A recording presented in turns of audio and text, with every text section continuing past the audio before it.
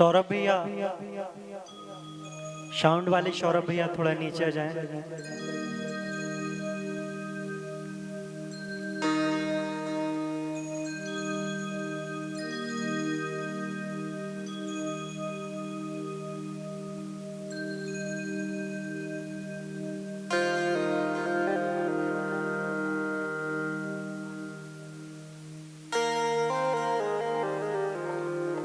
सौरभ भैया साउंड वाले,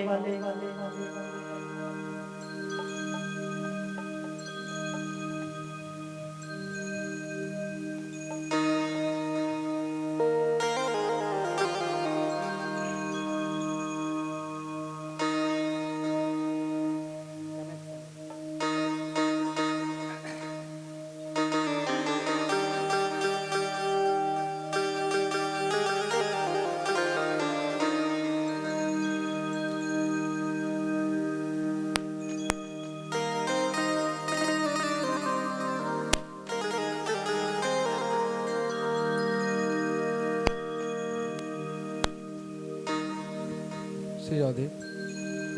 ओम नमः संभवाय च मयो भवाय च नमः शंकराय च महेश्वराय च नमः शिवाय च शिवतराय च पुराण पुरुषोत्तमाय नमः श्री महापुराणाय नमः पंचोपचार ही पूजनं समर्पयामि।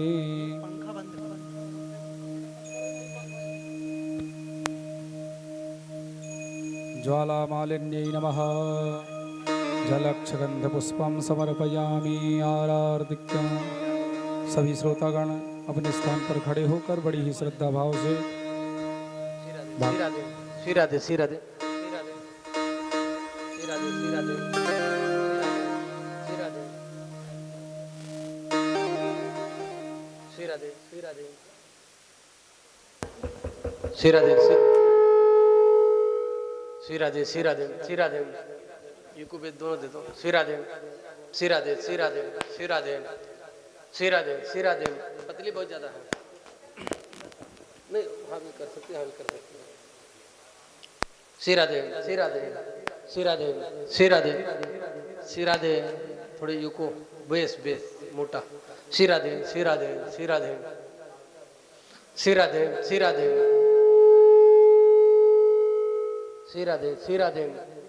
चेक करके नहीं लगाए थे क्या? श्री राधे श्री राधे श्री राधे श्री राधे। अभी रहो, आरती हो जाए फिर।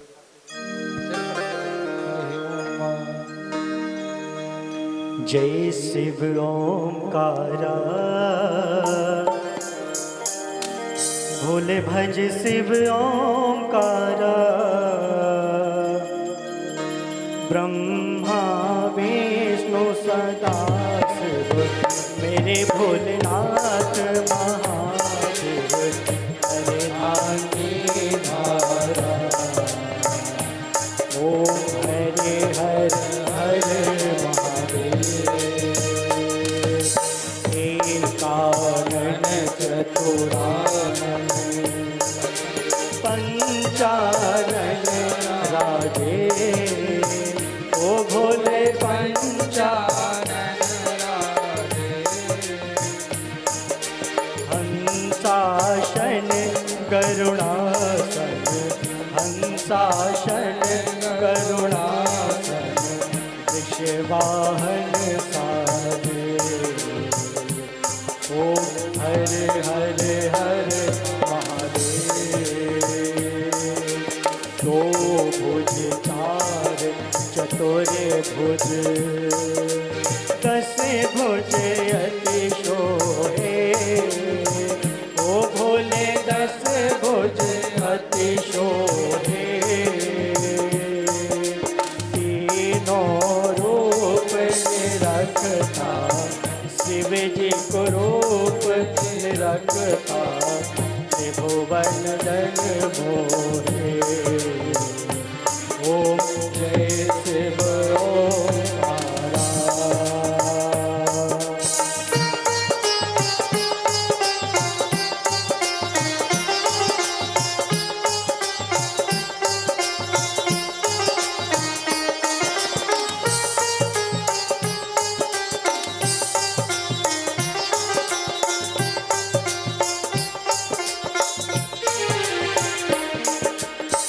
मुंडमाला माला मुंडमाला धारी ओ भोले मुंडमाला धारी चंदन मृग मत सोहे चंदन मृग मत सोहे भोले शुभकारी ओम हरे हर हर महादेव श्वेतांबर पीतांबर बागांबर अंगे ओ भोले बागांबर अंगे ब्रह्मादिक शनकादिक ब्रह्मादिक शनकादिक भूतादिक संगे ओम हर हर हर महादेव करके माथ कमंडल चक्र त्रिशूल धारे ओ भोले चक्र त्रिशूल धारे सुख कारे दुख हारे सुख कारे दुख हारे जग पालन कारे ओम हर हर हर महादेव ब्रह्मा विष्णु सदा शिव जानत अविवेका ओ भोले जानत अविवेका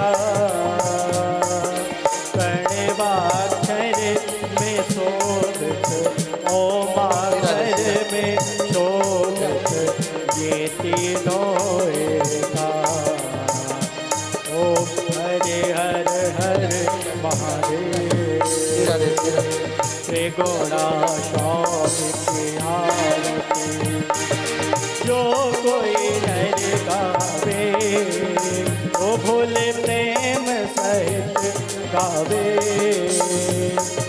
कहत शिवानंद स्वामी जपत हरि हर स्वामी मनवांचित फल पावे ओम हरे हर हर महादेव ओम हरे हर हर महादेव ओम हरे हर हर महादेव जलील शीतलीकरणं पुष्पैदेवाभिवन्दनम् आरोग्यार्थे आत्माभिवन्दनं मन्त्रपुष्पाञ्जलिं पुष्पं गृहीत्वा पुष्पाञ्जलिं ॐ यज्ञेन यज्ञमयजन्त देवास्तानि धर्माणि प्रथमान्यासन्नातेहनाकं महिमानः सचन्त यत्र पूर्वे साध्याः सन्ति देवाः हरिः ॐ एकदन्ताय विद्महे वक्रतुण्डाय धीमहि तन्नो दन्ते प्रचोदयात् हरिः ॐ कात्यायन्यै च विद्महे कन्याकुमारी च धीमहि तन्नो शक्ति प्रचोदयात् हरिः ॐ तत्पुरुषाय विद्महे महादेवाय धीमहि तन्नो रुद्रः प्रचोदयात् नानासुगन्धिपुष्पाणि यथा कालोद्भवानि च पुष्पाञ्जलिर्मया दत्तग्रहण शिवशङ्कर शिवमहापुराणाय नमः मन्त्रपुष्पाञ्जलिं समर्पयामि छोड़ दीजिए शिव महापुराण के जय हो शंकर भगवान के जय हो काली मैया के जय हो गुरुदेव भगवान के नर्मदा मैया के जय हो नमो पार्वती पतये हर हर महादेव।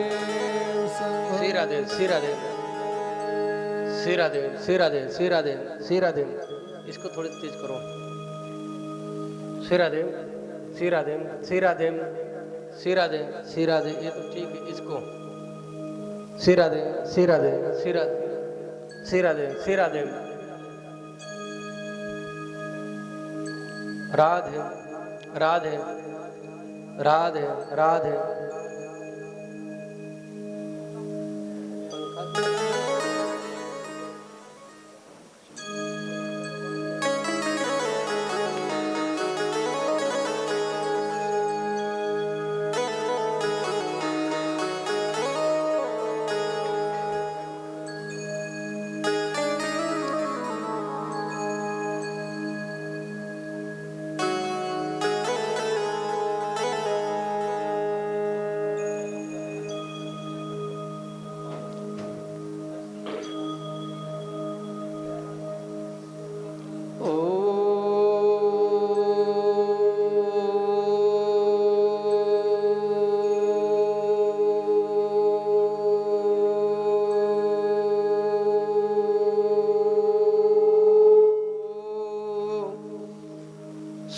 स्वस्ति श्री गणेशाय नमः। श्री राधा कृष्णाभ्यां नमः। श्री गुरुचरण कमलेभ्यो नमः। हरि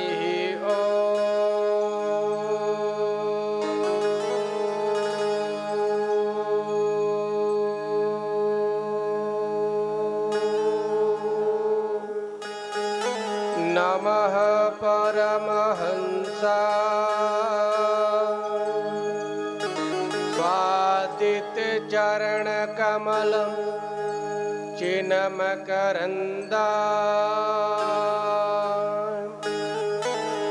भक्त जन मानस निवासाय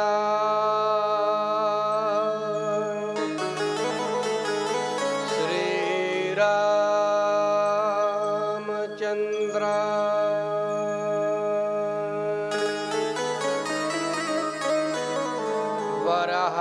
वराहपीडाभिरामं मृगमदितिलकं कुण्डलाकान्तगण्यं कञ्जाक्षं कम्बुकण्ठं हितमतिसुभगमुखं स्वाधरे न्यस्तवेणुं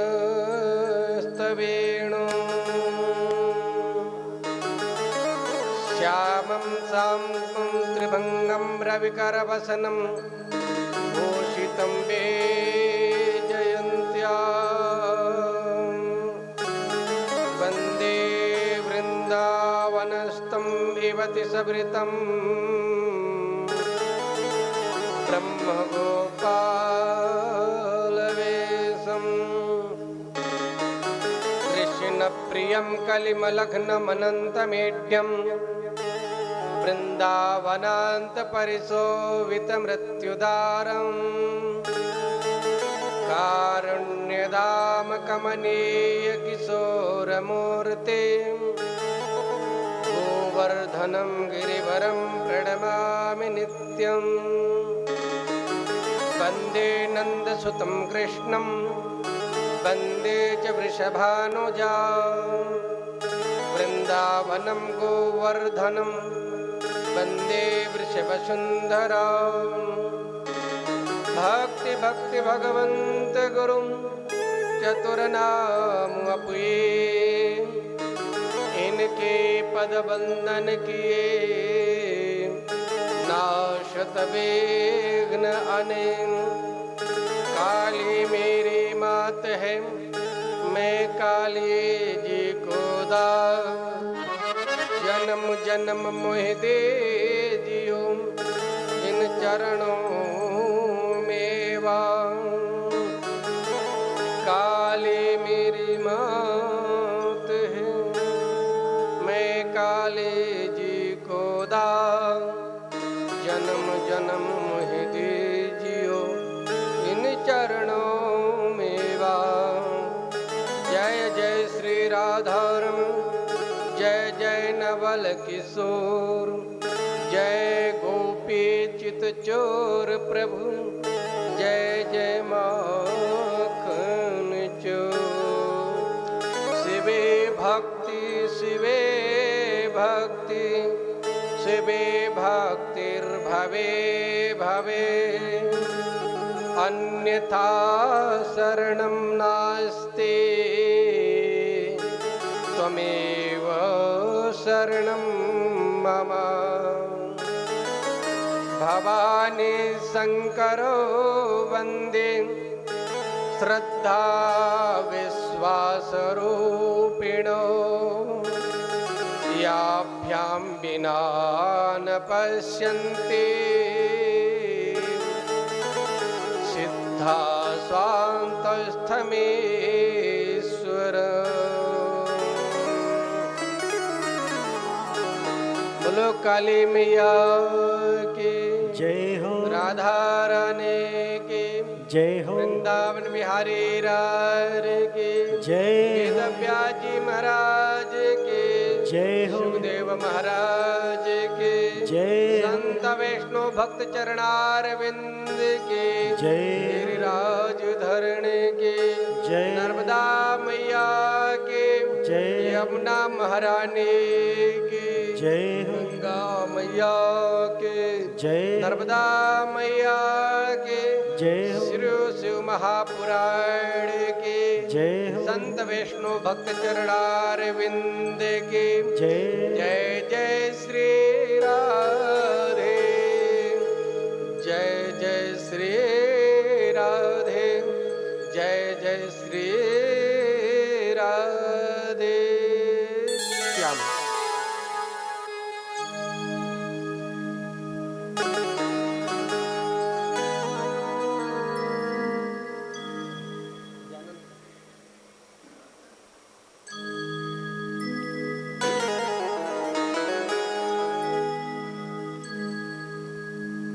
परम मंगलमय परात्पर अखिलेश्वर अकारण करुणा वरुणालय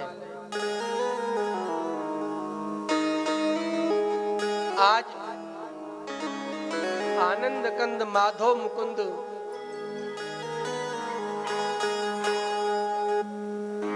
माँ भगवती विराट काली के पावन गोद में, पावन प्रांगण में, उनके वात्सल्यमय, ममतामय, करुणामय आज हम और सब मिलकर के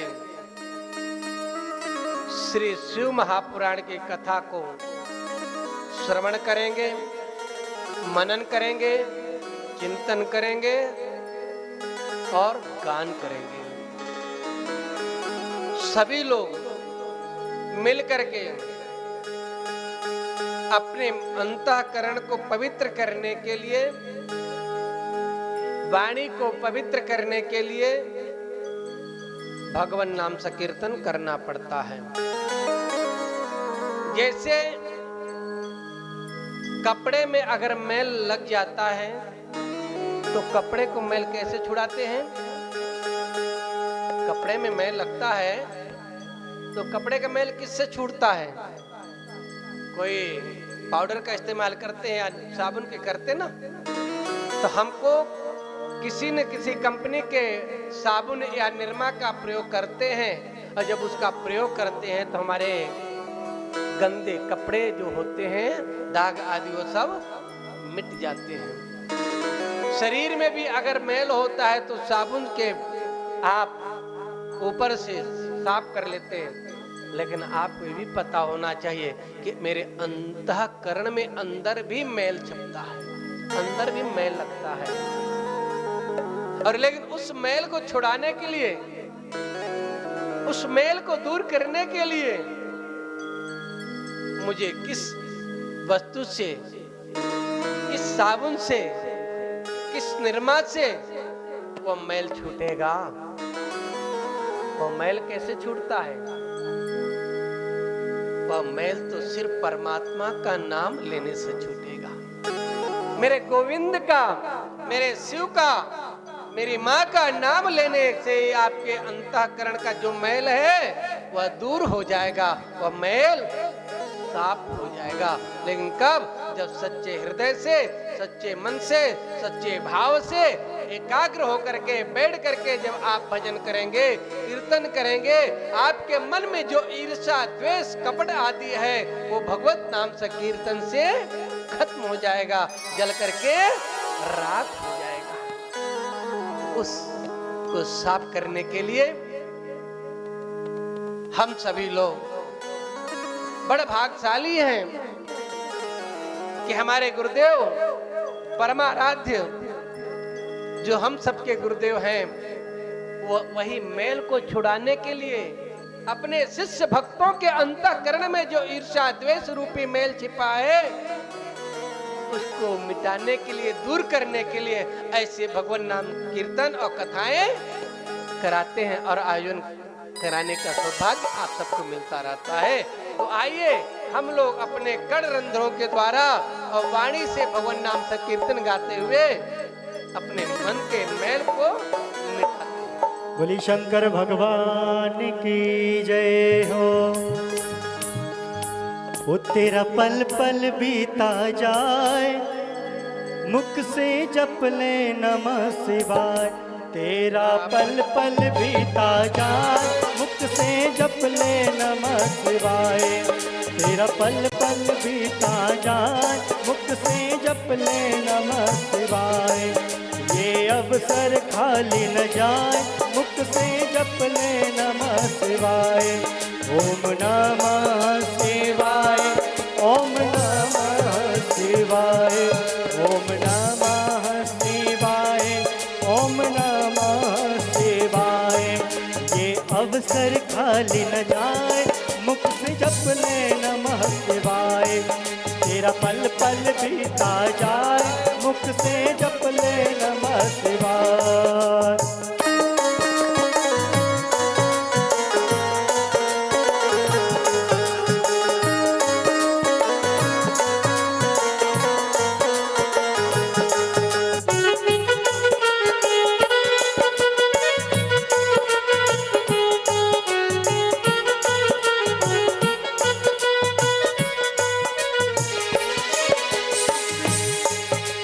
शिव शिव तुम तो मुख से बोलो, शिव शिव तुम तो मुख से बोलो।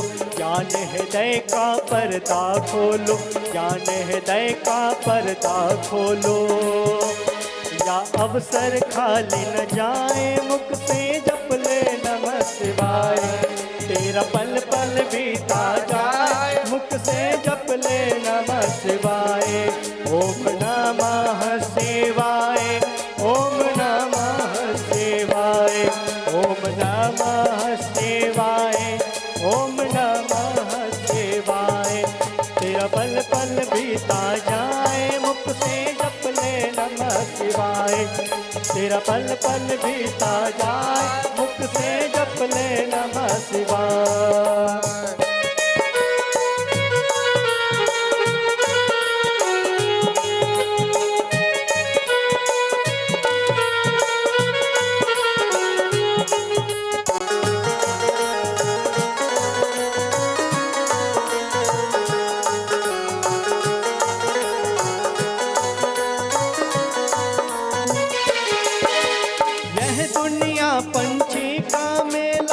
सबको जाना वहाँ अकेला। यह दुनिया पंछी का मेला, सबको जाना वहाँ अकेला। तेरा यह तन साथ न जाए, मुख से जप ले नमः शिवाय। तेरा पल पल बीता जाए, मुख से जप ले नमः शिवाय। ओम नमः शिवाय, ओम नमः शिवाय, ओम नमः शिवाय, ओम नमः शिवाय। ये अवसर खाली न जाए, मुख से जप ले नमः शिवाय। ये अवसर खाली न जाए, मुख से जप ले नमः शिवाय। ओ मुख से जप ले नमः शिवाय। बोलो नमः शिवाय। आज शिव महापुराण कथा पर हम और आप सभी लोग प्रवेश करेंगे।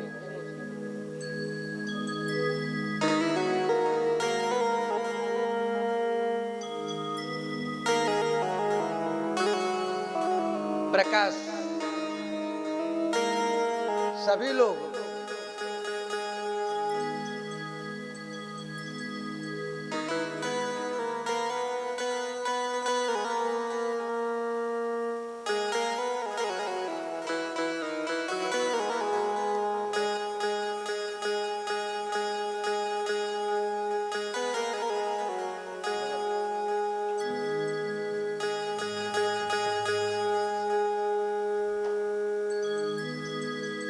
प्रेम से बोले, मिलके बोले, और सारे बोले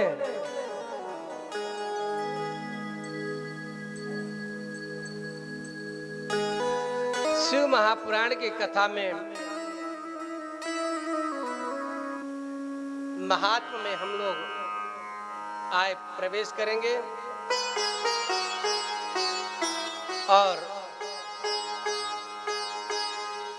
किसी भी ग्रंथ के लिए या किसी व्यक्ति से अगर परिचित होना होता है तो उसके पहले उसकी महात्म या उसकी विशेषता से हमको परिचित होना पड़ता है, उसके बारे में जानकारी होनी चाहिए, तब कहीं किसी से प्रेम हो पाता है। जाने बिनु न होय प्रतीति और बिन प्रतीति होय नहीं प्रीति। गोस्वामी तुलसीदास जी ने बहुत सुंदर चौपाइयों में रामचरितमानस में एक से उदाहरण उन्होंने दिया है। जब तक हम आपसे भली भांति परिचित नहीं होंगे और आप हमसे नहीं होंगे, तब तक आपके हृदय में मेरे प्रति और आपके हृदय में मैं कभी आपसे प्रेम नहीं हो सकता है। जब एक दूसरे एक के प्रति भली भांति परिचित होते हैं, तब कहीं आपसे हमारा और मेरा आपसे प्रेम अगाढ़ हो पाता है। इसीलिए किसी भी ग्रंथ को आप उठा लें, हर एक ग्रंथों में पहले ग्रंथ की परिचय दिया गया है, ग्रंथ की विशेषता बताई गई है, ग्रंथ के महात्म बताया जाता है। तब कहीं जाकर उस ग्रंथ की विशेषता के बाद, उसके महात्म के बाद, तब उसकी कथा आप सबके बीच में बताई जाती है, की जाती है।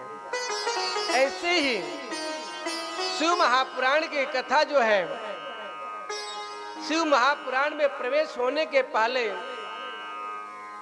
उसकी विशेषता, उसकी पराकाष्ठा, उसके महात्म को हम और आप अच्छी तरह पहले परिचित हो, और जब इससे परिचित हो जाएंगे तो इसके प्रति हमारा और आपका प्रेम बढ़ जाएगा, लगाव हो जाएगा। जैसे गुरु और शिष्य जब दोनों का मेल, कहा है गुरु बनाओ जान के और पानी पियो छान के। जब गुरु के प्रति अच्छा निष्ठा बढ़ जाती है, विश्वास बढ़ जाता है, जब उनको परख लेते हैं, तब गुरु हमारे प्रति मेरे जीवन को अंधकार से प्रकाश में वही पहुंचाता है। जब तक परिचित नहीं होंगे तब तक तो आप गुरु जी के बारे में आप सोचेंगे गुरु जी कैसे हैं, फलाने महाराज ऐसी है, फलाने महाराज वैसी है, और अगर आप परिचित हो गए तो फिर आप भूल जाएंगे, स्वभाव से परिचित हो जाएंगे। ऐसे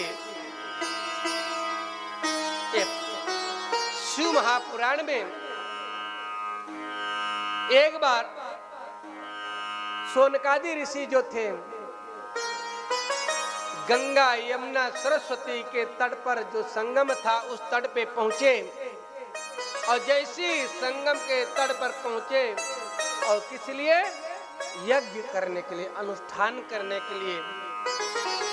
ऋषि मुनि जहां होते हैं, संत महात्मा जहां भी कहीं होते हैं, वो वहां एकांत में अकेला नहीं बैठते, कोई स्थान भूमि ढूंढते हैं, ऐसी कौन सी पवित्र भूमि मिल जाए जिस भूमि पे हम यज्ञ और अनुष्ठान कर सके, तब कर सके जहां मेरे अनुष्ठान में व्यवधान न आने पावे। ऐसे सोनकादि ऋषि जो थे वह कहा, संगम के तट पर पहुंचे, और पहुंच करके सभी साधना यज्ञ आदि अनुष्ठान प्रारंभ करते हैं। उसी समय सूत जी को आते देखा, और जैसे सूत जी महाराज को आते देखा है, सूत जी को आते देख करके सोनकादि ऋषि धन्य हो गए, अपने आप को परम सौभाग्य मानने लगे कि अब तो मेरा जीवन धन्य हो गया, अब तो मुझे इस यज्ञ में, इस अनुष्ठान में और भी अच्छा रास्ता मिल गया और सुगम रास्ता मिल गया। वह क्यों? क्योंकि सूत जी महाराज जो थे, करोड़ों करोड़ों सूर्य के तेज के बराबर उनके पास ज्ञान पुंज विद्यमान था, करोड़ों सूर्यों के तेज के समान। ऐसे ज्ञान से अथाह उन पे भरा था। सूत जी को देख करके सोनकादि ऋषियों ने बड़े विनम्र भाव से उनको आसन दिया है, सिंहासन दिया, बैठाया, उच्च आसन पे बैठाया गया। और जैसे उच्च आसन पे बैठाया और ऊंचे आसन पे बैठा करके सूत जी महाराज का सभी ऋषियों ने पूजन किया है, पूजन वंदन किया, अर्चन किया और सभी ऋषि उनको प्रणाम करते हैं। गुरुदेव, गुरुदेव आप मुझे प्रकाशित करें, अपने ज्ञान से मुझे मेरे अंधकार अंतःकरण में जो है छिपा उस अंधेरे को मेरे आप दूर करें। गुरुदेव मुझे कृपा करें, भगवान की कथा को सुनाइए। सूत जी सिंहासन पर ऊंचे बैठे हैं, उच्च सिंहासन पर। क्यों? सभी ऋषि नीचे बैठे हैं और जैसे सभी ऋषि नीचे बैठे हैं, सूत जी महाराज ऊपर सिंहासन पे बैठ करके अपनी वाणी से ऋषियों को और संतों को वह ज्ञान पुंज से उनके हृदय में जो अंधकार था वह दूर करते हैं। इसीलिए आप सभी भाइयों बहनों भक्तों ध्यान रखना, गुरु को सिंहासन ऊपर क्यों रखा जाता है, व्यासपीठ ऊपर क्यों होती है, या घर में गुरु जब आता है उसको ऊपर क्यों बैठाया जाता है? क्यों? जैसे पहले के जमाने में जब घर में बत्ती नहीं होती थी, लाइट नहीं हुआ करता था, तो लोग क्या करते थे?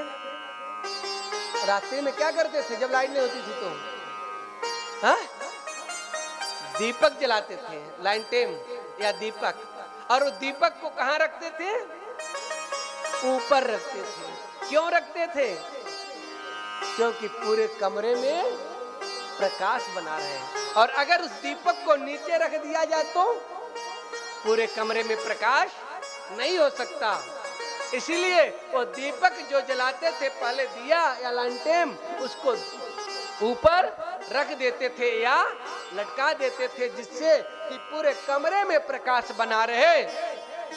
ठीक इसी प्रकार व्यासपीठ की जो व्यासपीठ होता है उसको ऊपर बनाई जाती है, या अपने गुरु को घर में या सिंहासन देते तो ऊपर देते हैं, क्योंकि मेरे गुरुदेव ऊपर बैठ करके जितने भक्त नीचे बैठे होंगे सबके ऊपर प्रकाश एक समान पड़े, एक समान दृष्टि पड़े, एक समान आशीर्वाद हो। ऐसे ही आज हे सूत जी महाराज, आप ऊपर सिंहासन पे बैठ करके आप सभी ऋषियों को एक समान, अपने सूर्य के समान तेज विद्यमान आप सबको कृपा करें, अपने ज्ञान से सबको सिंचित करें, अपने ज्ञान से सबको उपदेश दीजिए।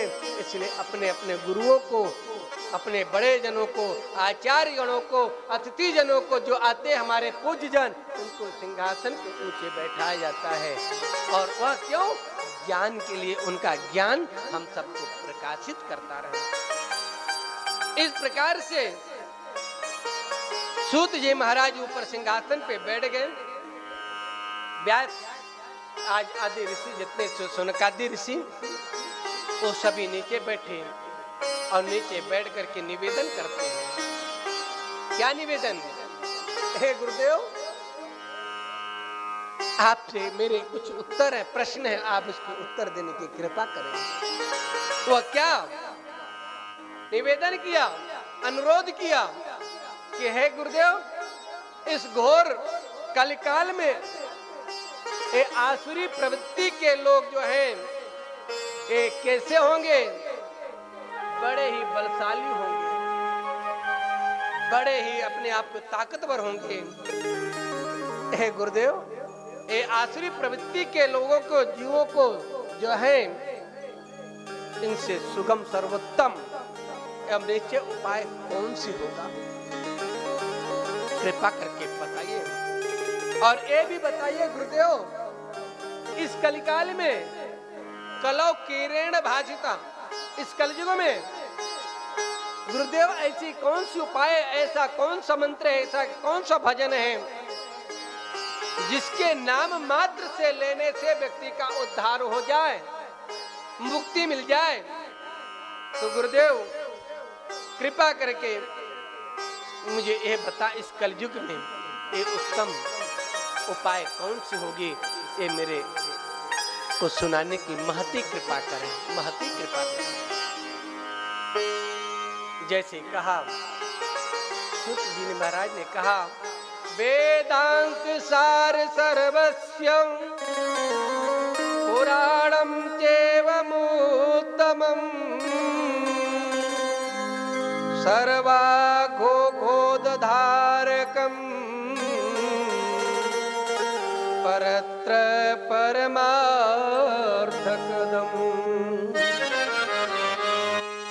हे सोनकादि ऋषियों, आपने प्रश्न बहुत उत्तम किया है।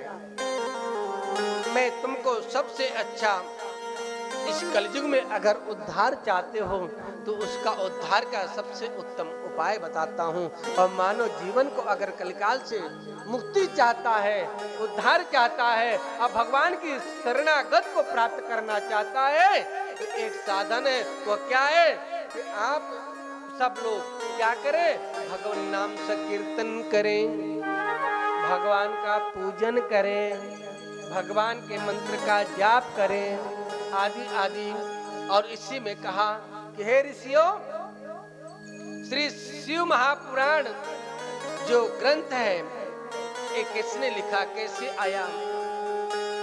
क्योंकि ये तो प्रभु भोलेनाथ जी के द्वारा आया। भगवान भोलेनाथ जी ने शिव महापुराण को अपने मुखार बिंद से लोक कल्याण हेतु नंदी को दिया था। अपने जो गढ़ उनके नंदी थे उनको दिया। पहले शिव पुराण नंदी ने इसको सुना है और नंदी जी के बाद नंदी जी ने किसको? सनत कुमारों को सुनाया है।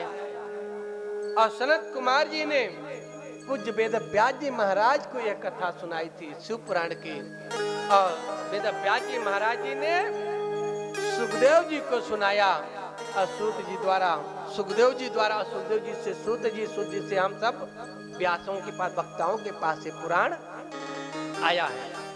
और ये शिव पुराण की जो कथा है ऋषियों, सेव पुराणम अमलम शिव कीर्तितीतम तद व्यासेन सेव प्रवणेन च संग्रहीतम संक्षेपत सकल जीव गुणोपकारम तापत्रयग्नमतुलम शिवदम सताहे। ऋषियों, भगवान शिव ने स्वयं अपने श्री मुखार बिंद से निश्चित ग्रंथ शिव महापुराण की कथा जो है यह कैसा है, इसे भगवान शिव के गणों ने क्या किया है? 3 प्रकार की चीज बताए इसमें। पहला श्रवण है, दूसरा कीर्तन है, तीसरा मनन है। 3 प्रकार के आपके पास बताया है कि आप शिव महापुराण कथा में पहले तो श्रवण करना सीखें। क्या? श्रवण। जो श्रवण करता है यानी सुनता है कथा को, वह शिव लोक को प्राप्त होता है। दूसरा कीर्तन है। भगवान शिव जी की जो है नाम का संकीर्तन करें। भगवान भोलेनाथ के नाम का जो जितना अधिक से अधिक कीर्तन गा सके, आदि आदि भजन जो कर सके, उससे भगवान शिव लोक को प्राप्त होता भक्त। और तीसरा उपाय बताया है कि अगर आपको कीर्तन भी नहीं आता है, श्रवण करने की शक्ति भी नहीं है, तो फिर क्या करना चाहिए? मनन करो। मनन। मनन में कैसा? मेरे भोलेनाथ का दरबार कैसा होगा, मेरे भोलेनाथ जी का परिवार कैसा होगा, मेरे शिव जी भोलेनाथ जो कैलाश पर्वत पे बैठे उनका स्वरूप कैसा है, हमारे 12 ज्योतिर्लिंग है, वो 12 ज्योतिर्लिंग में कौन से स्वरूप किसका कैसा है, आप सभी का चिंतन करो, मनन करो। सोमनाथ जी का भगवान का स्वरूप कैसा है ज्योतिर्लिंग का, ओंकारेश्वर ज्योतिर्लिंग का, त्र्यंबकेश्वर ज्योतिर्लिंग का, काशी विश्वनाथ जी का अगर आपके पास घर में बैठे हैं तो इन परमात्मा भोलेनाथ जी के स्वरूप का मनन करें। और अगर आप इनका मनन करते हैं, चिंतन करते हैं, तो भी वह भक्त शिवलोक को प्राप्त हो जाता है। तीन चीज, पहला तो शिव पुराण या भगवान भोलेनाथ जी की कथा को श्रवण, दूसरा कीर्तन, उनके नाम का कीर्तन करो, या फिर तीसरा मनन करता है। ऐसे प्राणी जो शिव के हैं भक्त, वो ये तीनों क्या शिवलोक को प्राप्त होते हैं, उसको मुक्ति अवश्य मिलती है, वो कहीं दुविधा नहीं पड़ती है। यहीं पे एक कथा बहुत चर्चित है, आप सभी लोग जानते हैं। शिव पुराण में एक कथा आती है कि हमारे भारतवर्ष में ही नहीं पूरे विश्व में ब्रह्मा जी का मंदिर सिर्फ भारत में कहाँ बना हुआ है? पुष्कर में, और कहीं नहीं बना है। कहाँ है? सिर्फ पुष्कर में। ब्रह्मा जी का पूरे विश्व में अगर मंदिर कहीं है तो पुष्कर में है, और कहीं नहीं मिलेगा। एक कथा आती है, इति श्रुति प्रमाणम च न साधने नामुना परम शिवयोगो भवेत्तेन सालोक्यादि क्रमाशने। ऋषियों, आप सभी लोग शिव की कथा को श्रवण तो कर रहे हैं। एक समय की बात है, भगवान विष्णु के नाभि कमल से ब्रह्मा जी की उत्पत्ति हुई थी। किससे हुई थी? नाभि कमल से। नाभि से कमल उत्पन्न हुआ और उस कमल से ब्रह्मा जी की उत्पत्ति हुई है। और जैसे ब्रह्मा जी के कमल पुष्प से आज उसमें से उनकी उत्पत्ति हुई, और ब्रह्मा जी की उत्पत्ति होने के बाद ब्रह्मा जी उसी कमल पे ऊपर नीचे होने लगे। और जैसे ऊपर नीचे हो रहे तो विचार कर रहे हैं क्या, इसका कोई था ही नहीं। ब्रह्मा जी कमल के डाली को क्या किए, जिससे नाभि से निकला कमल डाली, तो वो नीचे से ऊपर से नीचे को जा रहे और ऊपर से नीचे से ऊपर आ रहे हैं। कहीं था नहीं मिल रही है। और जब नहीं मिल रही थी तो परेशान हो गए। जब परेशान हो गए कि इसका तो था ही नहीं, तो समझ ही नहीं आ रहा। जिस ब्रह्मा ने विष्णु जी के नाभि कमल से निकल के प्रकट हुए, वही ब्रह्मा जी ने क्या किया, अब देखा जैसे आगे थोड़ा सा विस्तार होने लगा, बड़ा होने लगे, देखा भगवान विष्णु को देख करके आज ब्रह्मा जी क्या कहते हैं कि मेरे से पहले ये कि मैं इनसे पहले, क्योंकि सृष्टि में कोई नहीं था, पूरा सृष्टि जलमग्न था। और जब जलमग्न सृष्टि था तो अब क्या विचार करते कि पहले मैं हूं कि विष्णु है। ब्रह्मा जी विष्णु से कहते मैं तुमसे बड़ा हूं, और विष्णु जी कहते हैं मैं तुमसे बड़ा हूं। दोनों में आपस में तर्क वितर्क होने लगा। बादे बादे तत्र जायते बोधा। अगर विद्वानों की सभा में बैठे हो तो वाद करिए, संवाद करिए, लेकिन संवाद करो, वाद करो, लेकिन युद्ध मत करो। नहीं तो कई लोग क्या करते हैं, विद्वानों के बीच में बैठ करके युद्ध करने लगते हैं, द्वंद्व कथा लड़ने लगते हैं। नहीं, वाद करो, संवाद करो, लेकिन विवाद मत करो। यहाँ ब्रह्मा जी ने विष्णु जी से संवाद कर रहे हैं, और संवाद में क्या कर रहे हैं कि पहले आप कि मैं। विष्णु जी कहते मैं, विष्णु जी कहे मैं तुमसे पहले। अब ब्रह्मा जी ने कहा नहीं नहीं नहीं, मैं तुमसे पहले। ये दोनों में विवाद छिड़ गई। अब विवाद यहां तक छिड़ गई कि दोनों में युद्ध के सामने युद्ध करने का नौबत आया। और जैसे दोनों के युद्ध करने का नौबत आया तो इन दोनों ने सलाह किया। क्या किया? दोनों एक दूसरे आपस में मिल करके क्या कहते हैं कि ठीक है, अगर यहाँ सबसे पहले कौन आया इसकी परीक्षा अभी हो जाएगी। बोले क्या हो? बोले सबसे पहले तुम नीचे एक जाओ और एक ऊपर। ब्रह्मा जी हंस पे बैठ गए, हंस की सवारी था। उनसे कहा कि तुम ऊपर नाप करके आओ, कितनी ऊंचाई है ऊपर की।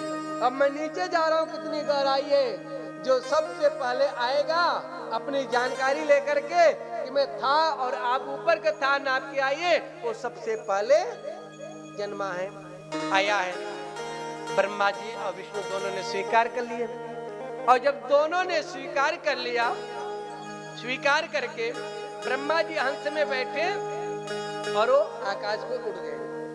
और जैसे आकाश में हंस पे रूप धारण कर स्तंभ की ऊंचाई पता लगाने के लिए वो जा रहे हैं। और ऐसे ऊपर जा रहे, चलते जा रहे, चलते जा रहे, काफी वर्ष बीत गए, लेकिन उसकी ऊंचाई का पता नहीं लगा पाया। जब स्तंभ की ऊंचाई का पता नहीं लगा पाए तो ब्रह्मा जी सोचने लगे, इतनी ऊंचाई, इसका अंत ही नहीं। अब इधर नीचे के स्तंभ को नापने के लिए विष्णु जी जा रहे हैं। विष्णु जी भी नीचे जाते जा रहे हैं। कौन सा रूप धारण करें? सूकर। विष्णु जी सूकर को रूप धारण करके नीचे को जा रहे हैं। जैसे नीचे को जा रहे हैं विष्णु जी, तो नीचे का उस स्तंभ का पता उनको भी नहीं लग पाया। ये दोनों आपस में एक दूसरे को चाहे नीचे जाके ऊपर जाके कर रहे हैं, लेकिन खा नहीं पाए। तो इधर क्या हुआ, जब आकाश की ओर जा रहे थे ब्रह्मा जी, तो एक केतकी पुष्प है, जो पुष्प आप देख रहे हो, केतकी का नाम केतकी पुष्प है। उस पुष्प को देखा ब्रह्मा जी ने देखा और कहा, भैया इस खंभ का कोई स्तंभ का पहचान है कितनी ऊंचाई है? बोले इसका ऊंचाई का पता मुझे भी नहीं है। बोले अच्छा। बोले फिर? बोले तुम मेरा एक काम करोगे? बोले हाँ। बताइए क्या करना है महाराज? बोले कि तुम मेरे सत्यापित व्यक्ति गवाही बन जाओ। केतकी पुष्प से कहा ब्रह्मा जी ने, तुम मेरे गवाही बन जाओ। और गवाही बनना है, क्या कहना है कि इन ब्रह्मा जी ने इस स्तंभ का पता लगा लिया, इस छोर का पता लगा लिया। बोले अच्छा, इतना ही कहना है? बोले इतना ही कहना। बोले किसके सामने? विष्णु के सामने, इतना ही बोलना है। बोले महाराज मैं झूठ बोलूंगा तो कुछ इसकी सजा न मिल जाए? अरे बोले सजा जब मिलेगा देखा जाएगा, पहले चलो तुम कहो तो सही। ब्रह्मा जी ने उस केतकी पुष्प को जो है कह दिया, वो भी तैयार होगा गवाही देने के लिए। हाँ ठीक है, हम आपके साथ में हूँ। ब्रह्मा जी वहां से वापस आया। ब्रह्मा जी आकर विष्णु जी के पास पहुंचे, महाराज पता लगा स्तंभ का? बोले अभी था नहीं मिला है। बोले तुमको तो ढूंढते रहा नहीं मिलेगा, लेकिन मुझे तो मिल गया ऊंचाई की पता। बोले कैसे? बोले ये देखो गवाही के लिए। बोले अच्छा ये कौन है? बोले पूछ लो, केतकी पुष्प है, इससे पता चल जाए। यही बताया, यही मिला मुझे ऊपर सबसे। बोले अच्छा अच्छा, क्यों भैया इनको स्तंभ का पता चल गया? बोले हाँ महाराज, ये महाराज तो ऊपर तक गए थे, ये स्तंभ का आखिरी छोर उनको मिल गया ऊपर का। अब क्या? विष्णु जी अपने आप को हार मान लिया कि मैं हारा और तुम जीते, यानी तुम पहले आए हमसे, हम बाद में आए। स्वीकार हो गया कि पहले तुम पूजे जाओ, बाद में हम पूजे जाए। आप तो मुझसे बड़े हो, मैं आपसे छोटा हूं। स्वीकार कर लिया। विष्णु जी के इस प्रकार स्वीकार करने पर भगवान शिव को नहीं रहा गया। शिव ने कहा ये क्या, ये कैसे हो सकता है? ये ब्रह्मा झूठ बोल रहा है, ये झूठ बोल रहा है, इसको दंड अवश्य मिलेगा। आज इस प्रकार से जैसे कहा, शिव जी वही दोनों के सम्मुख प्रकट हो गए। और जैसे शिव जी वहां प्रकट होते हैं और प्रकट होकर के क्या कहते हैं, हे ब्रह्मा,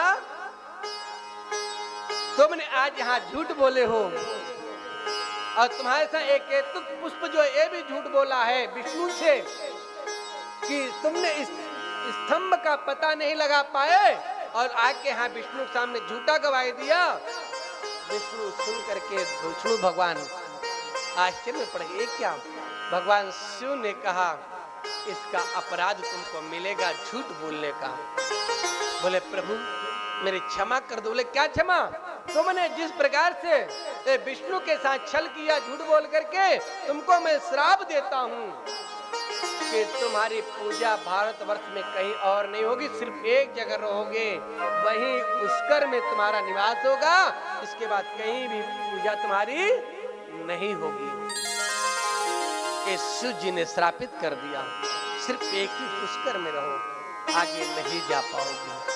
ब्रह्मा जी के आज वहां पे श्रापित किया और केतकी पुष्प जो था, केतुक पुष्प, उसको भी श्रापित कर दिया कि तेरी भी पुष्प तू भी कहीं भी किसी देवता के ऊपर तेरों को भी नहीं चढ़ाया जाएगा, कहीं पूजा में तुझे नहीं लिया जाएगा। और इस प्रकार से जब कहा तो सिर्फ दोनों को प्रार्थना किए, ब्रह्मा जी ने और पुष्प ने, दोनों ने प्रार्थना की, प्रभु मेरे अपराध को क्षमा कर दो। बोले ठीक है, अपराध तेरे क्षमा कर देता हूँ, लेकिन तू पुष्कर में पूजा जाएगा, भारत में पुष्कर में पूजा तेरी होगी। और हे पुष्प, तेरी पूजा कहीं नहीं, तुझे कोई नहीं स्वीकार करेगा, लेकिन तुझे मेरे ऊपर रखा जाएगा और मेरी पूजा में तुझे चढ़ाया जाएगा, लिया जाएगा। ये वरदान देते हैं और आज वही कहते हैं तुमसे श्रेष्ठ विष्णु हैं। आज सभी देवी देवता मिल करके, ब्रह्मा विष्णु और महेश, ये तीनों आज बैठे हैं और तीनों में सर्वश्रेष्ठ जो थे कौन था? इधर विष्णु जी शिव को मानते थे अपना श्रेष्ठ, और शिव जी इसको मानते, विष्णु जी को मानते। आज यहाँ पे ब्रह्मा विष्णु दोनों मिल करके भगवान भोलेनाथ जी के वहाँ उपस्थित होने पर मिलकर बढ़िया सुंदर स्तुति गाते हैं। और वो क्या स्तुति करते हैं, मिल करके हम सभी स्तुति करेंगे। बोले शंकर भगवान की जय। मुक्ति का कोई तू जतन कर ले रे, ओ मुक्ति का कोई तू जतन कर ले, रोज थोड़ा थोड़ा शिव का भजन कर ले, रोज थोड़ा थोड़ा शिव का भजन कर ले। मुक्ति का कोई तू जतन कर ले रे, मुक्ति का कोई तू जतन कर ले, रोज थोड़ा थोड़ा शिव का भजन कर ले, रोज थोड़ा थोड़ा शिव का भजन कर ले।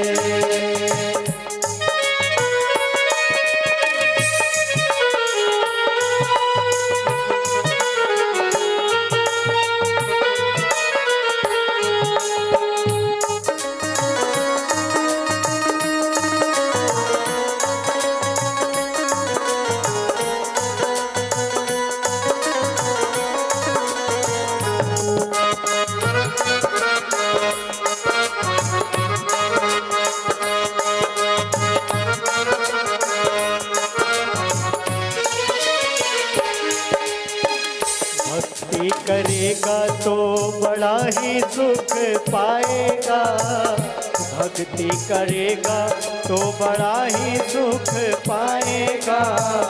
भक्ति से आत्मा का मैल छूट जाएगा, भक्ति से आत्मा का मैल छूट जाएगा।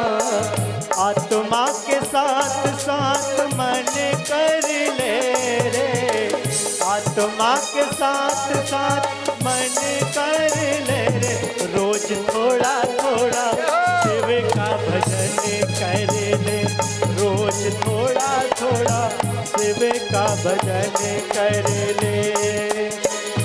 मुक्ति का कोई तू जतन कर ले रे, मुक्ति का कोई तू जतन कर ले रे। रोज थोड़ा थोड़ा शिव का भजन कर ले, रोज थोड़ा थोड़ा शिव का भजन कर ले।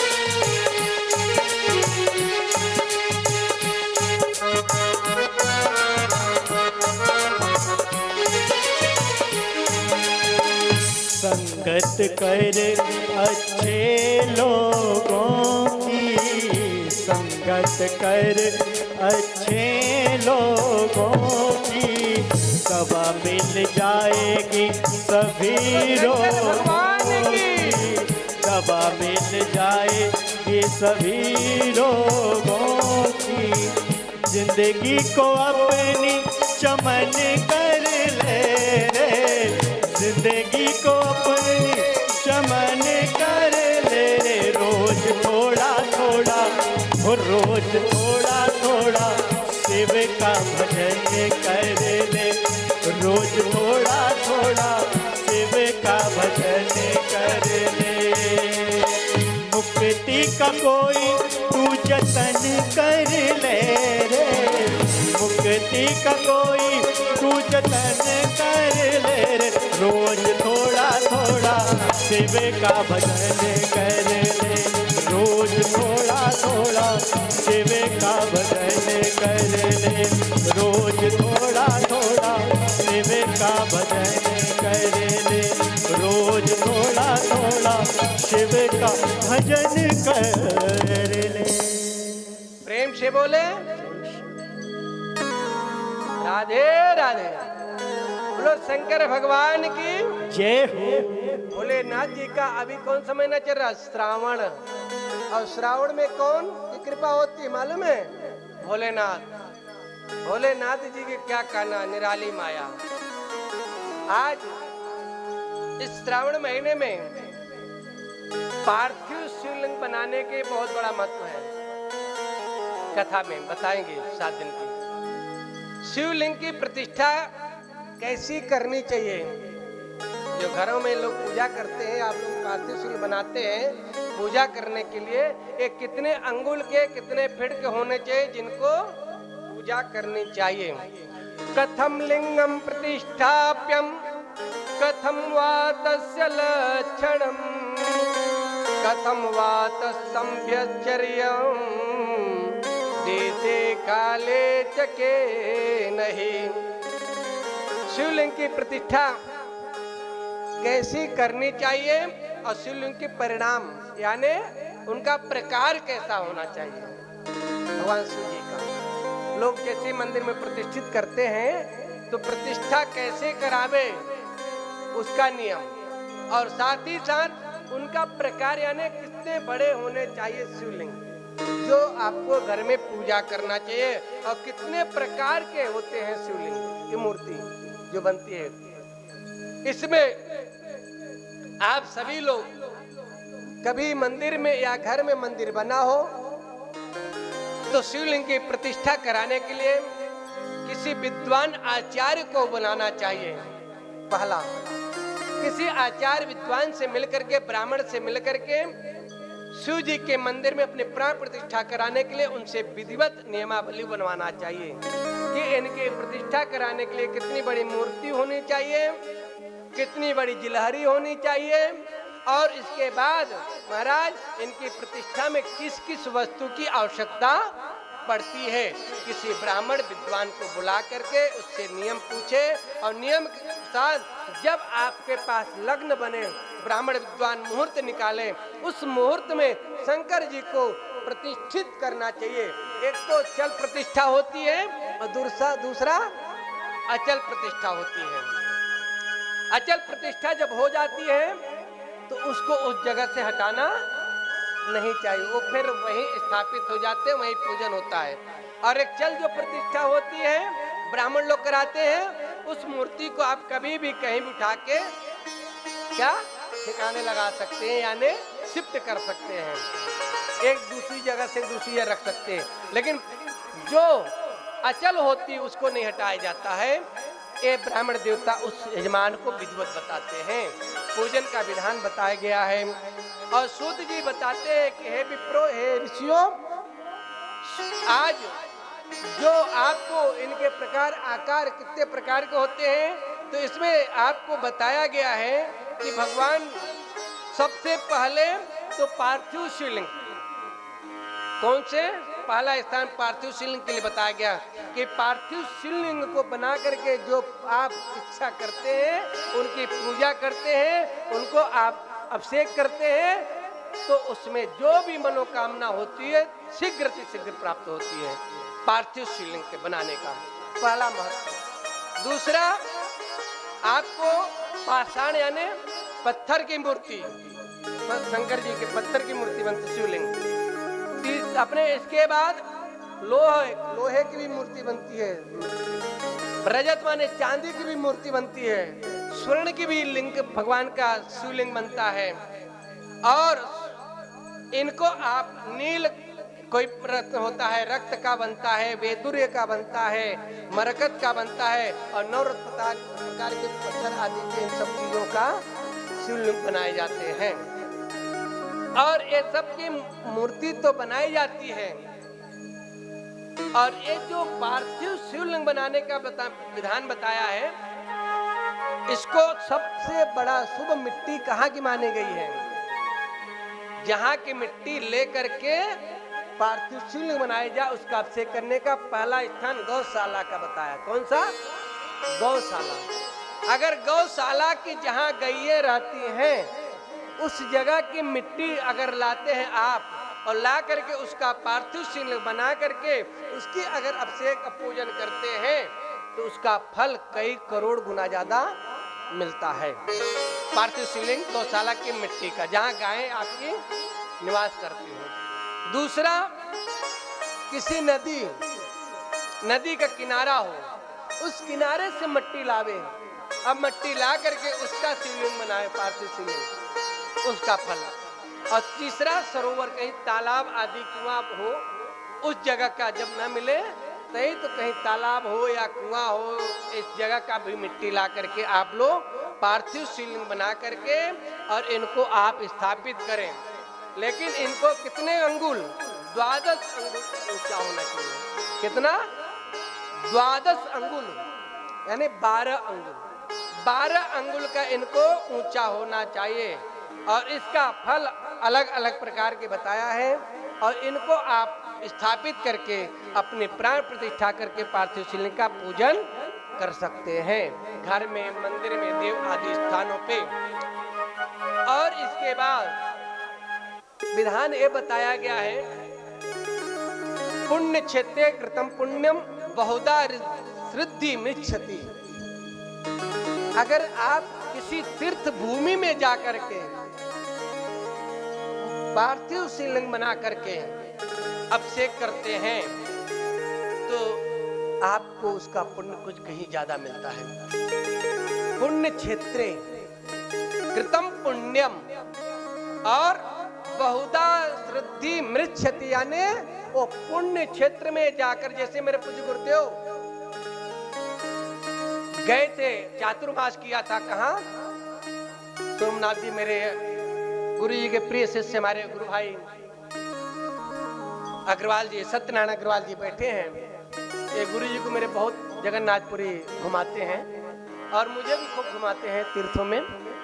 गुरु जी जब हमारे जगन्नाथपुरी में चातुर्मास किए थे कुछ साल वर्ष पहले, तो वहां पे गुरु जी नित्य प्रति नियम था, समुद्र के किनारे जाकर के समुद्र के किनारे पे ही शिव जी को बनाते थे, उन्हीं के रेती से, और रेती से बना करके वहां अभिषेक किया करते थे।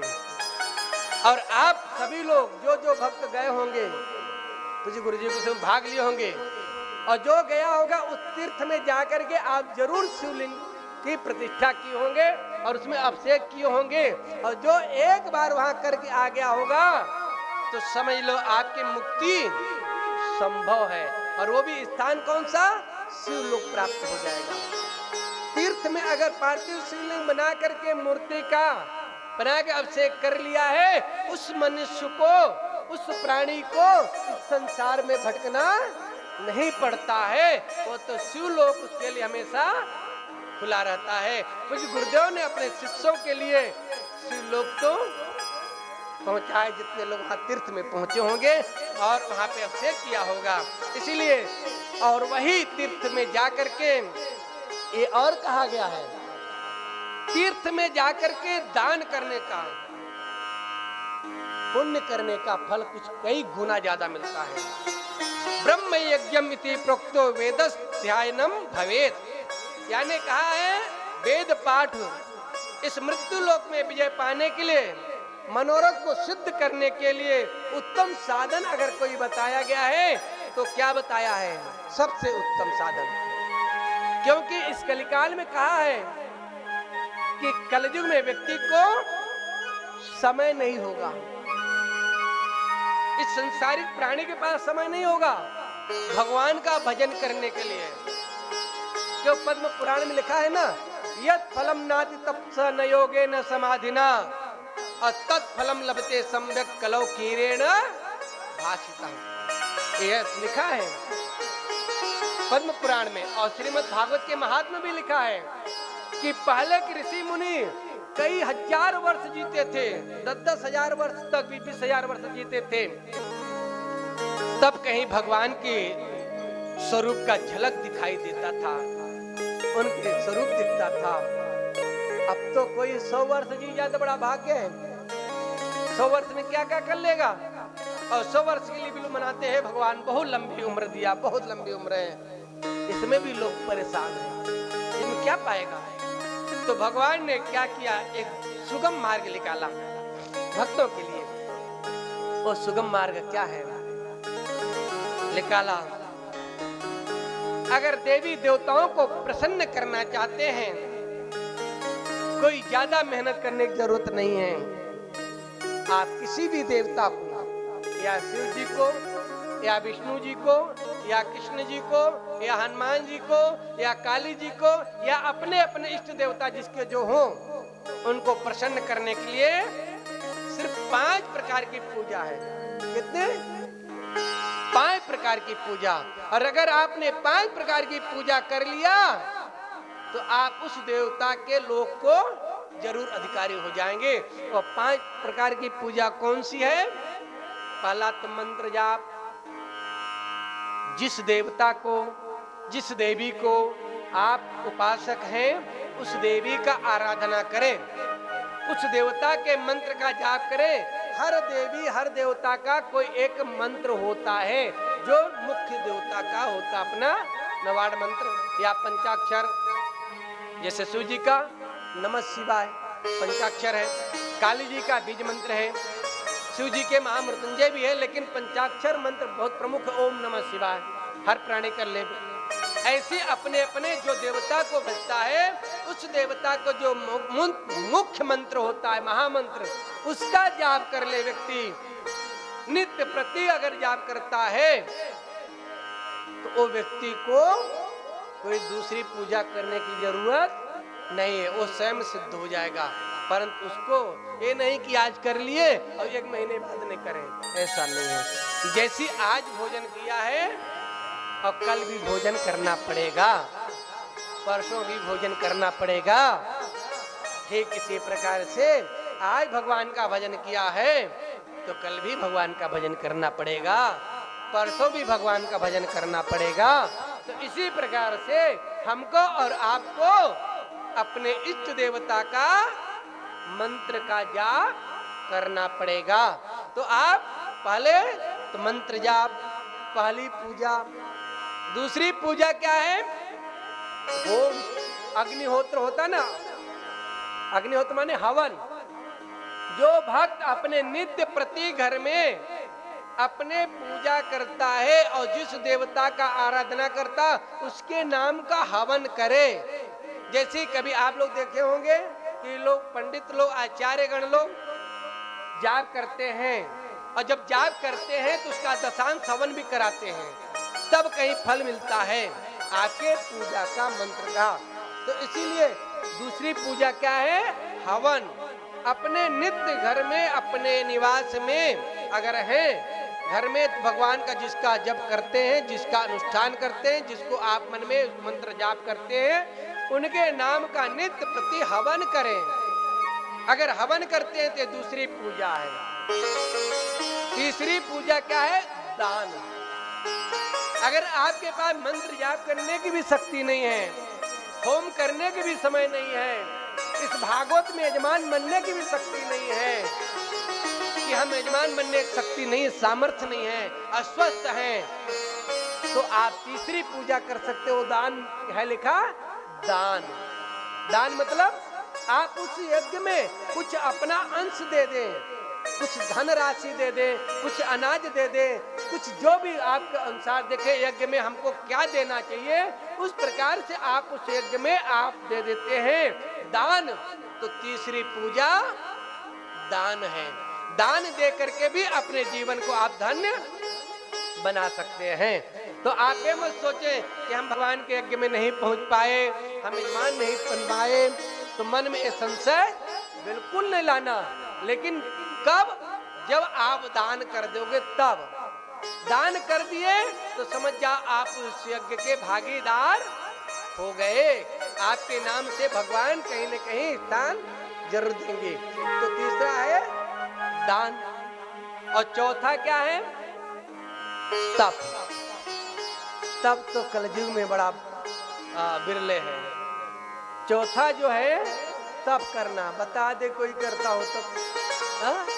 श्रावण का महीना चल रहा है, कई लोग तो कावड़े लेके चलते, तो कई लोग फोकस का फोटो उतरवाने के लिए लेके चलते हैं आजकल। आज तो पूजा पाठ कम, फोटो ज्यादा, ये ज्यादा होती है। तो तीसरा पूजा में बताया गया है कि चौथा तप है। तप अगर करते हैं किसी वन में जाकर के, किसी सरोवर के किनारे, किसी जंगल में, किसी देवी स्थान में जाके अगर आपने साधना कर रहे हैं, त्याग कर दिया, सब कुछ मोह माया त्याग दिया, और त्याग करके आप तप में लग गए, हे प्रभु ये जीवन सब तेरे हवाले कर दिया, यानी आत्मसमर्पण, अपना जीवन सब गुरुदेव के चरणों में दे दो, माँ भगवती की गोद में दे दो, परमपिता परमेश्वर की गोद में दे दो, यानी त्याग दो कि हे प्रभु ये जीवन तेरे हवाले कर दिया, अब मैं कुछ भी नहीं मुझे आता है, मैं तो तेरे सामने तप करने आ गया। तप करने लगो, लेकिन तप में क्या होना चाहिए? किसी को देवता का एक स्मरण होना चाहिए। तो तप करते हुए, उसको स्मरण करते हुए उसकी साधना में लग जाओ और भजन करने लगो। ये चौथी पूजा है। और फिर इसके बाद पांचवा क्या है? पांचवा क्या है? प्रतिमा की पूजा। प्रतिमा माने मूर्ति, मूर्ति पूजा। मूर्ति पूजा यानी जैसे माँ भगवती की, काली जी की मूर्ति है, पूज्य गुरुदेव जी ने यहाँ स्थापित करा मैया का। गुरु जी रहे या न रहे, मैं रहूं या न रहूं, आप भक्त जितने आएंगे गुरुदेव ने एक केंद्र बिंदु बना दिया कि मेरे कहीं भी जाता हूँ, अगर तेरे ऊपर शिष्य कोई भक्त संकट आता है, मेरे अनुपस्थिति में माँ भगवती के सामने चले जाना, और माँ भगवती के सामने जाके तू दुख सुना देगा, तेरा मनोरथ पूर्ण हो जाएगा, तेरे कार्य सिद्ध हो जाएंगे। ये पांचवी पूजा होती है कि आपके मन में अगर समय नहीं है बिल्कुल भी, किसी तीर्थ स्थान में अपर आप पहुंच गए और जाकर मूर्ति की पूजा आपने कर लिया, उनके दर्शन कर लिया। जैसे मैं वैष्णो देवी गया, नैना देवी गया, कामाख्या जी गया, विंध्याचल गया, सोमनाथ जी गया, समय नहीं पूजा करने का, समय नहीं साधना करने का, समय नहीं तप करने का, समय नहीं हवन करने का, तो क्या करना है? मूर्ति की दर्शन कर लेना। मूर्ति का दर्शन कर लिया आपके जीवन का धन्य हो जाएगा, जीवन उद्धार हो जाएगा। तो मूर्ति की पूजा और मूर्ति का दर्शन भी ये 5वां पूजन है। तो सबसे सस्ता कौन सा वाला है? हा? सबसे पूजा सस्ती कौन सी? मूर्ति का दर्शन, मूर्ति की पूजा। भैया आए, हम कुछ नहीं जानते हैं, तेरा तुझको और मेरा क्या लागे। हे प्रभु, हे गुरुदेव, मैं तो आपके दर्शन कर लिया चरणों का, अब यही मेरी पूजा आप स्वीकार कर लीजिए। इस प्रकार से ये 5 प्रकार की पूजा होती है। और ये 5 प्रकार की पूजा अगर आपको जो भी 5 में से एक सुगम जो लगे उसको मन में आप स्वीकार कर लिए तो आपका जीवन अवश्य उद्धार हो जाएगा। प्रेम से बोले भाई, बोलना पड़ेगा। देखो मैं अकेले अकेले नहीं बोलूंगा, प्रेम से बोले ओम नमः शिवाय। बोले जी, चल रहे ना, अभी कृष्ण जी राधे जी चलेंगे। ओम नमः शिवाय, प्रेम से बोले ओम नमः शिवाय। प्रेम से बोले, ओम नमः शिवाय। बोलना पड़ेगा, प्रेम से बोले ओम नमः शिवाय। देखिए ये ओम नमः शिवाय कितने अक्षर हैं? पंचाक्षर हैं, 5 अक्षर हैं। और ये 5 अक्षर में जो है ना, ये क्या है? सूक्ष्म और स्थूल, एक दिखाई दे रहा है और एक दिखाई नहीं दे रहा। पंचाक्षर है ओम नमः शिवाय। और ओम नमः शिवाय के जो है एक क्या है?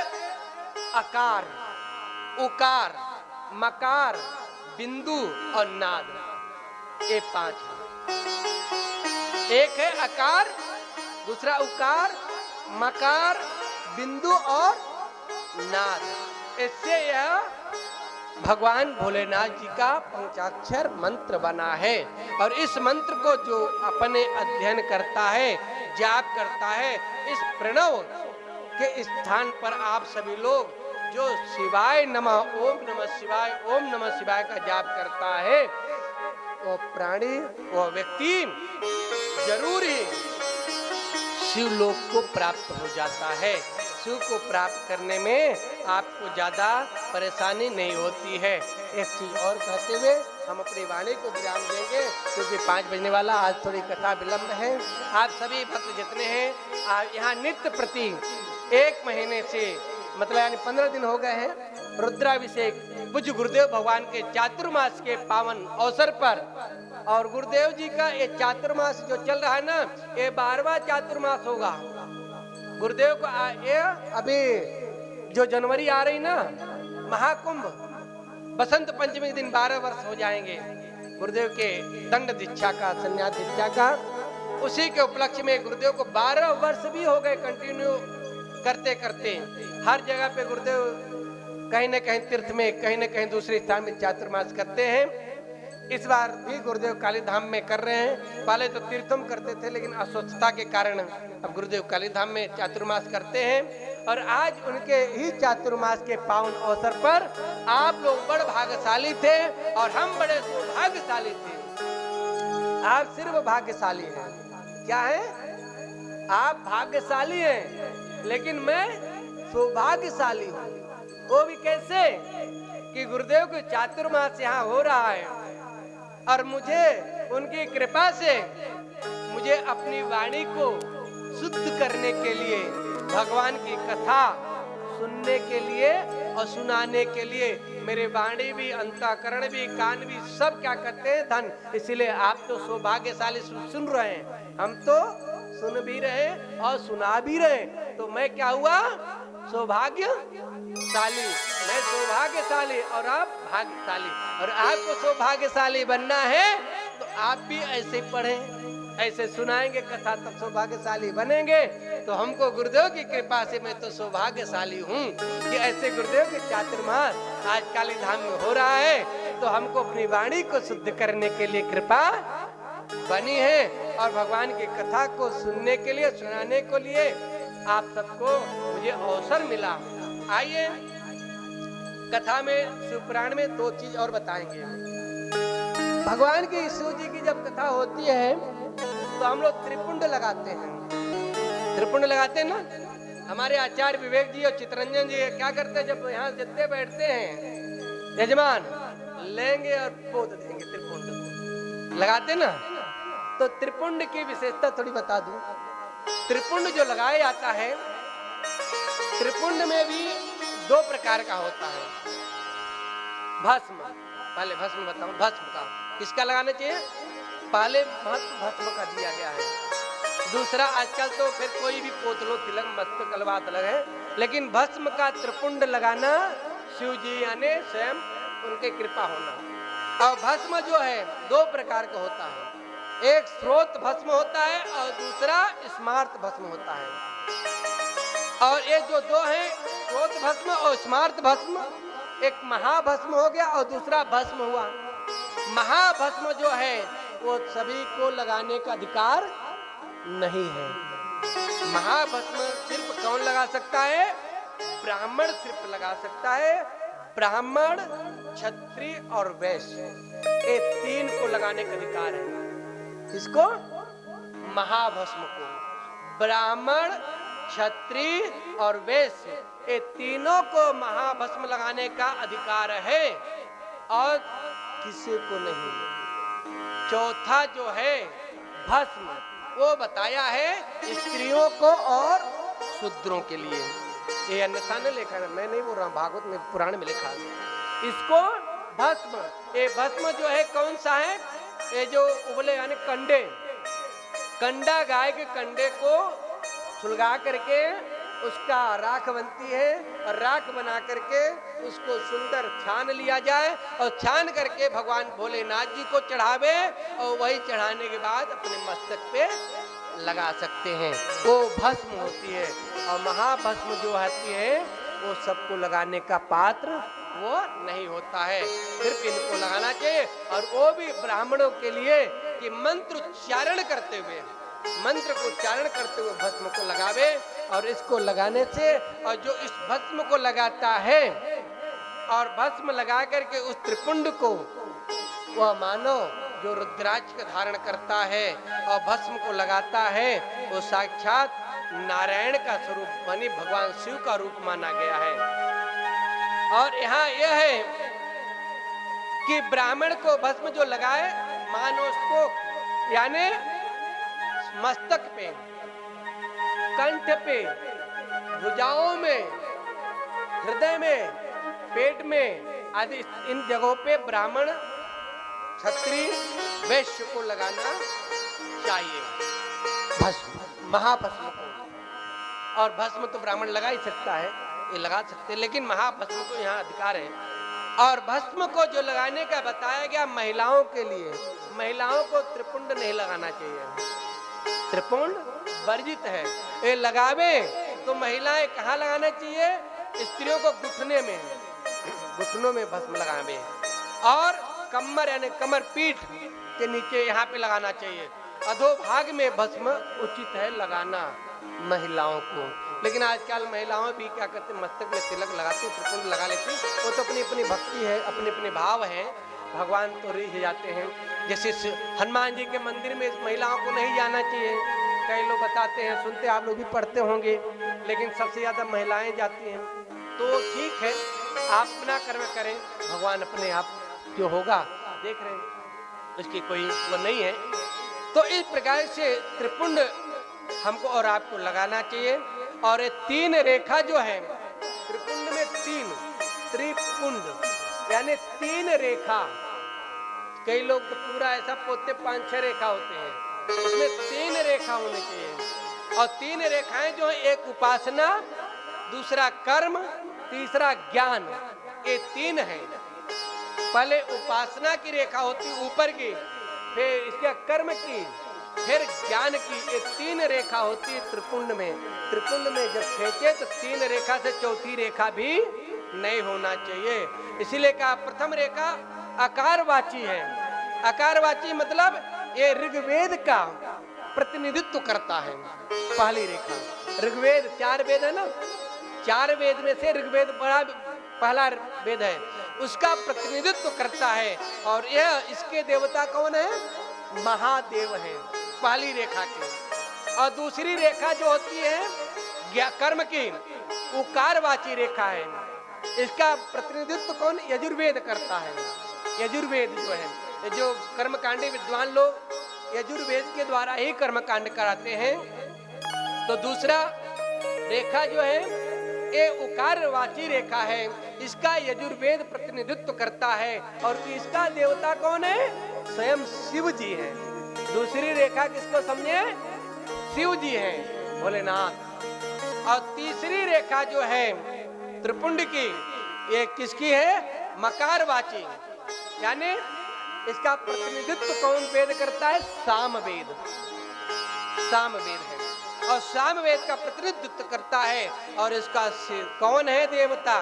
स्वयं साक्षात महेश्वर। ऐसी अकारवाची के प्रतिनिधित्व करते हैं महादेव, उकारवाची यजुर्वेद प्रतिनिधित्व करते हुए महेश्वर हुए, और सामवेद में मकार में जो लिखा है इसके शिव जी आदि ये तीनों रेखाओं में आते हैं। थोड़े आगे पीछे हो गया है, आप लोग समझ जाएंगे, विद्वान लोग बैठे हैं, आप लोग समझते रहेंगे। ये तीन जो है रेखा, पहले तो आपको पहली रेखा में महादेव, दूसरी रेखा में महेश्वर और तीसरी रेखा में स्वयं शिव जी आज विराजमान होते हैं। इस प्रकार से त्रिपुंड धारण करने वाला मनुष्य ये जो है ये साक्षात स्वयं शिव का स्वरूप माना जाता है। आप जो त्रिपुंड लगाया है और रुद्राक्ष का माला धारण किया हुआ है, उस मनुष्य को यमराज भी उससे डरता है, यमराज भी घबराता है, भयभीत होता है। इसलिए त्रिपुंड धारे व्यक्ति को, रुद्राक्ष के माला को धारण करने वाले व्यक्ति को आप कभी भी अपमानित नहीं करना, उसको शिव स्वरूप समझ करके उसको प्रणाम करना। और अगर इससे कोई विमुख होता है, अपशब्द कहता है, समझ जाओ आपने उस भक्त का नहीं, उस ब्राह्मण का नहीं, आपने साक्षात इसका शिव का अपमान किया है। और ये है उसमें शिव भगवान भोलेनाथ स्वयं उससे रुष्ट हो जाते हैं जो शिव भक्त का अपमान करता है। बोलो शंकर भगवान की जय हो। प्रेम से बोले ओम नमः शिवाय। प्रेम से बोले ओम नमः शिवाय। आइए आज की कथा को है विश्राम देते हुए हम लोग पूज्य गुरुदेव भगवान से थोड़े आशीर्वचन होगा, फिर इसके बाद आरती, फिर रुद्राभिषेक। सभी लोग रुद्राभिषेक में भी यहाँ सुने करेंगे, सम्मिलित होंगे।